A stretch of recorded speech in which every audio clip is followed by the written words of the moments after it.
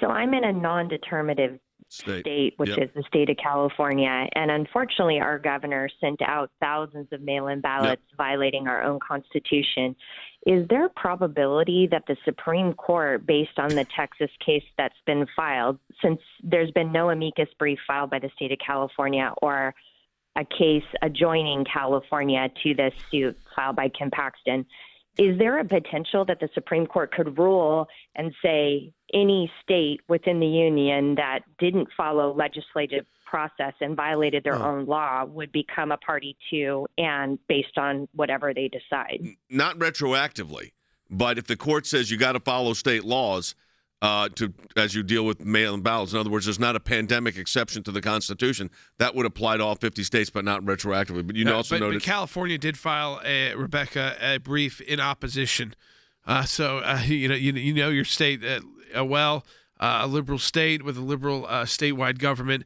They filed an amicus brief in opposition to the state of Texas. So they actually took the opposing view and did something proactively in this case before the U.S. Supreme Court. If the Texas case doesn't get heard or doesn't go the way that the Texas wants, and they don't get the relief they're looking for, what is the next step for the states? Is there anything in the Constitution that says that all states must participate in this election?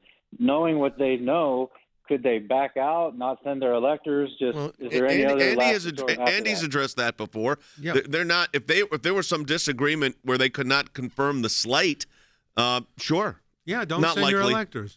Not likely to happen. But if they don't want to send their electors, it's up to the legislature. Yeah. If it's remanded to the legislatures of the states, as Texas is asking for, the states can say, well, we don't want to send electors, period, the end, and then whatever that state is won't participate in it. It would go to the Congress to decide the presidency. If enough of the states that are at issue here could not come together with enough electoral votes to make one of these two men president of the United States in the next 4 years. Once this is all said and done, regardless of the outcome, how do you see this affecting future elections?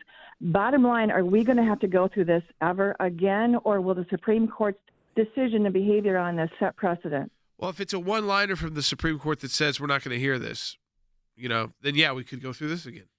So if they don't make any determination about whether or not there were violations of the law here, whether they were substantive enough to invalidate the election or they weren't substantive enough to invalidate the election, if they don't get to that kind of analysis, then, we could see this happening all over again. I think that for the left, for Democrats, they've found something that works very well for them, mail-in ballots.